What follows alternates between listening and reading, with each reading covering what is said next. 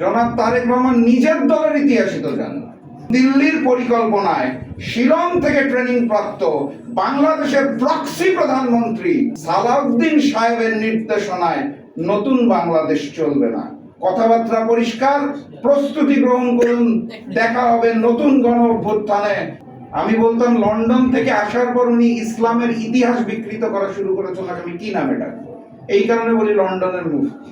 তারপর দেখলাম উনি আসলে ইসলামের ইতিহাস না, উনি বাংলাদেশের ইতিহাসই পাল্টে দিচ্ছেন।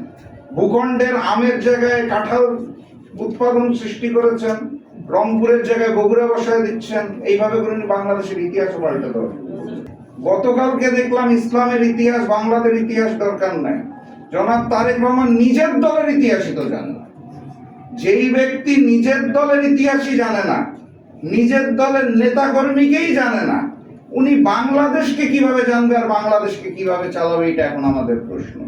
ওই যে উনি 3 বছর আগে ইন্তেকাল করা মজলুম জননেতা মাওলানা আব্দুল হামিদ খান ভাসানীকে 79 সালে এসে আবার কবর থেকে জীবিত করে দিতে পারেন যিনি, আমার মনে হয় ওনার চেষ্টা করা উচিত দেশনেত্রী বেগম খালেদা জিয়াকে জীবিত করা যায় কিনা।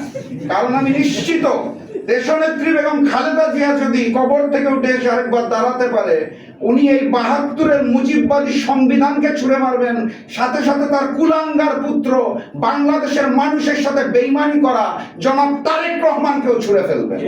এটা